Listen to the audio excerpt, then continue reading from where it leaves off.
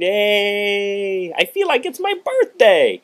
It's my very first YouTube to be shot down for inappropriate content.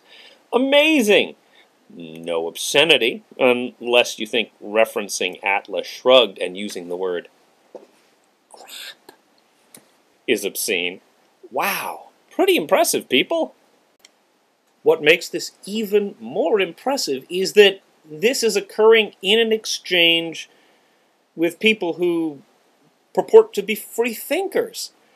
I mean, a couple of months back, I had an exchange with cultists, where, I put a little needles their way. We ended up having a conversation. It was entertaining. They were interesting people. You try to have the same conversation with people who claim to be open-minded, and suddenly you're flamed out of existence. Wow. I mean, there was nothing in there that wouldn't have passed, say, Daily Show muster. Yeah, Jon Stewart could have come up with any of that.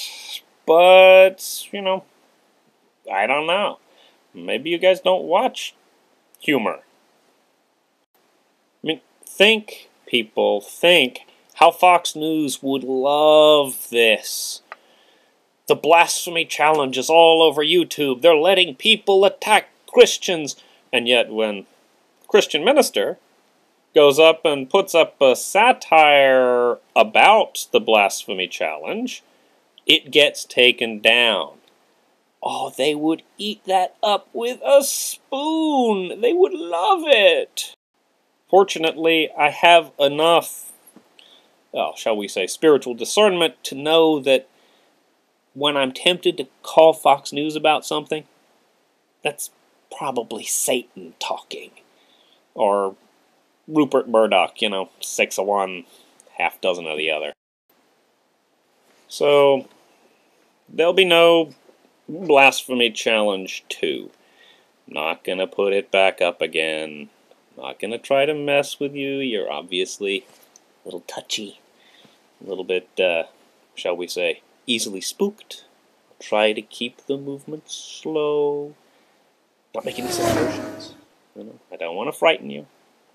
But it might be worth making one or two observations. First, faith isn't inherently a bad thing. In fact, it's an extremely positive thing.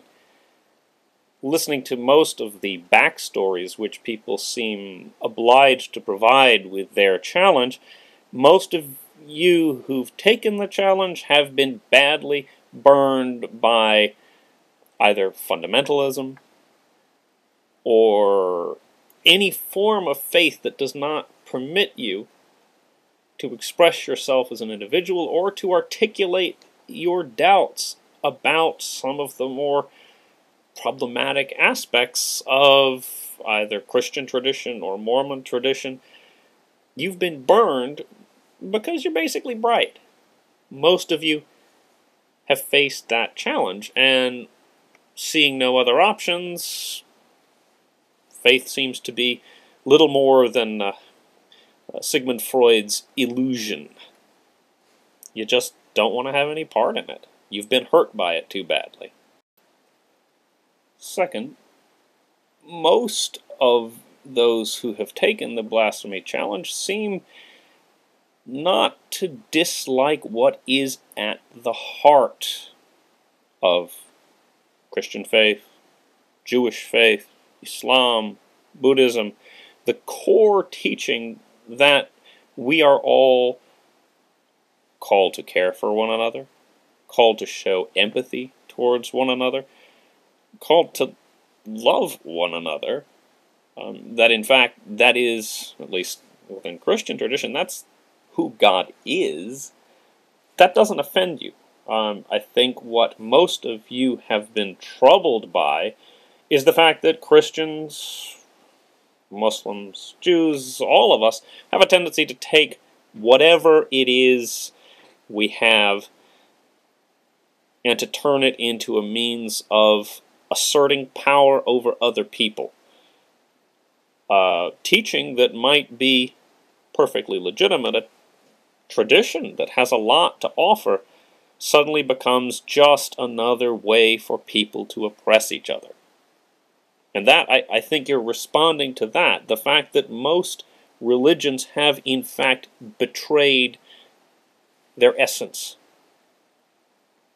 And if they've done that, what's the point in them at all?